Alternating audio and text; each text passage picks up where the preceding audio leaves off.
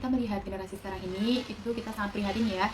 Hasil survei membuktikan bahwa banyak sekali remaja pada masa kini kehilangan nilai moral dan nilai agamanya. Mereka semakin lepas dari nilai moral dan nilai agamanya dan tidak kendali dalam agamanya.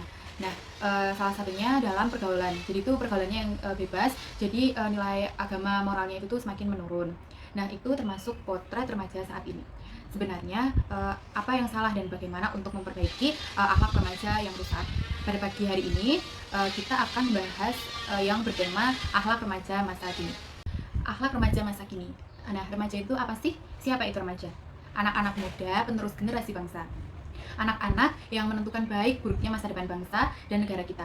Kader-kader yang baru, yang kita didik, baik buruknya bagaimana mereka kembali kepada kita.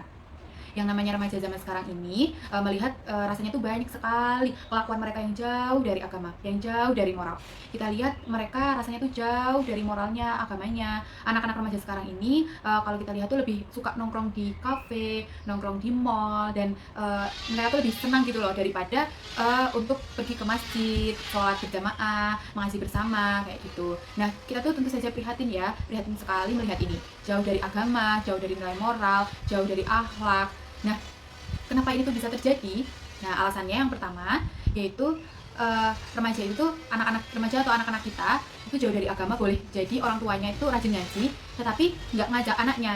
Jadi ngaji-ngaji aja, nggak ayo nak ngaji gitu, nggak. Ada juga yang orang tuanya tuh apa ke masjid, tetapi nggak mengajak anaknya, ayo nak ke masjid kayak gitu. Jadi anak tuh nggak ikut orang tuanya melakukan agama yang bagus kayak gitu.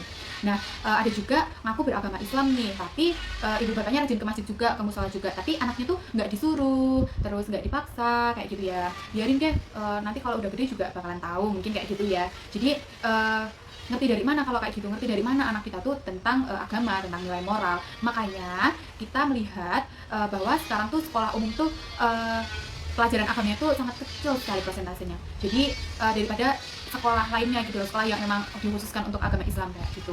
Kalau kita masukkan anak-anak kita tuh ke sekolah yang mengkhususkan untuk atau memfokuskan ke agama Islam, itu lebih bagus karena setara 50% belajar tentang agama dan 50% belajar tentang pelajaran umum kayak gitu. Nah, coba dibayangkan seminggu sekali nih dan hanya 1 jam cuma di sekolah aja. Di rumah tuh nggak ada bimbingan dari orang tua juga.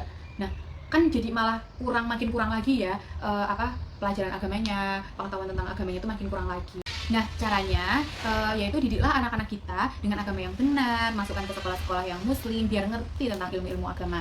Nah, Anda juga bisa lihat kalau nggak tuh anaknya tuh disekolahkan di sekolah yang memang mengkhususkan untuk mempelajari tentang ilmu agama kayak gitu. Nah, kita bisa lihat perbedaannya ya. Anak yang disekolahkan di sekolah umum dan anak yang disekolahkan di sekolah yang mengkhususkan agama itu tuh berbeda sekali. Dia dikhususkan untuk ilmu agama itu biasanya lebih paham tentang ilmu agama, terus mungkin kelas 1, kelas 2 SD itu tuh lebih hafal tentang hadis, hafal tentang surat-surat pendek kayak gitu ya. Jadi kalau misal di sekolah biasa itu tuh boro-boro tahu tentang ilmu agama, boro-boro menghafal surat pendek, tetapi malah sibuk bermain dengan teman-temannya, lebih fokus ke pelajaran umum lainnya yang memang itu tuh harus menentukan nilai ujian nasional atau menentukan kelulusan kayak gitu ya.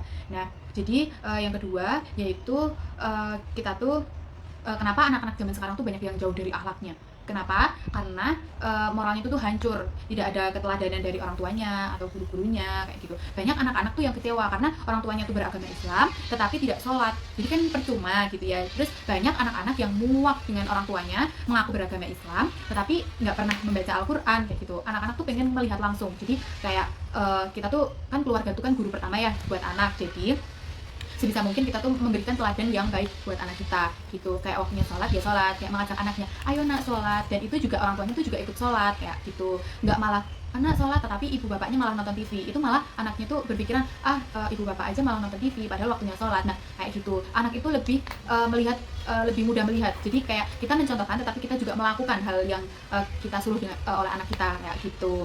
Nah ibu kan pengen ya anaknya tuh ke masjid, tapi bapaknya aja nggak pernah ke masjid, kan ya percuma gitu loh. Mau teladannya tuh mau dari mana kalau kayak gitu. Jadi padahal itu kan Allah tuh berfirman lakot kalakum fi rasulillahi uswatun hasanah. Jadi Rasul itu memberikan uswah untuk memberikan uswah yang baik kalau pengen anak-anaknya kita tuh benar gitu. Rasul mengajarkan ibda bina fisik dimulai dari kita. Jadi ibunya tuh benar, bapaknya juga benar, lingkungannya juga benar, nanti insya Allah anaknya juga akan ikut benar juga gitu loh, karena lingkungan itu tuh berpengaruh sangat sangat besar ya untuk pertumbuhan anak. Nah, lebih baik kita tuh bilhal. Jadi dengan kenyataan bukan dengan mulut. Jadi lebih kayak banyak tindakan daripada cuman menyuruh aja. Jadi lebih baik kita tuh lebih mempan. Jadi kalau anak-anak kita tuh memang disuruh tapi kita juga melakukan kayak gitu. Anak-anak tuh lihat, biar anak-anak tuh lihat kayak oh ini orang tua tuh menyuruh kita untuk sholat, tetapi orang tua tuh juga melakukan sholat kayak gitu. Kalau kita tuh pengen anak-anak kita tuh akhlaknya bagus sama orang, ya kita sebagai orang tua jangan sombong. Mereka tuh diajarkan untuk tidak sombong, kayak kasih contoh nih, misal seperti ini, jangan sombong sama orang ya nak, kayak gitu. Nah peribahasanya kan mengatakan buah itu kan buah itu tidak jauh, tidak buah tidak jatuh, buah jatuh itu tidak jauh dari pohonnya kayak gitu. Jadi anak-anak itu tuh mencontoh kelakuan orang tuanya kayak gitu. Kalau bapaknya sering ke masjid, ke musola, ibunya sering ke ngaji kayak gitu, terus ibunya sering ke masjid juga, nah anak itu juga akan ikut untuk melakukan apa yang dilakukan oleh orang tuanya kayak gitu. Jadi kembali lagi, keluarga, lingkungan itu tuh sangat berpengaruh besar untuk pendidikan moral, pendidikan agama, pendidikan akhlak buat anak. Yuk mari orang tua di luar sana, yuk kita pelan-pelan rubah pola pikir didik kita supaya anak-anak kita tuh menjadi anak-anak penerus bangsa yang hebat, menjadi anak yang sesuai harapan kita, biar generasi penerus bangsa ini tuh supaya menjadi bangsa yang benar-benar yang baik, yang bagus kayak gitu ya, supaya anak-anak kita tuh menjadi kader-kader negara yang baik, berilmu dan berakhlak seperti itu. Insya Allah akan cerahlah masa depan kita, masa depan negara kita, jika kita dapat mendidik anak kita dan memberikan moral, memberikan pelajaran akhlak, moral, agama yang baik seperti itu. Amin ya rabbal alamin. Begitu saja ceramah dari saya, kurang lebihnya saya mohon maaf. Wassalamualaikum warahmatullahi wabarakatuh.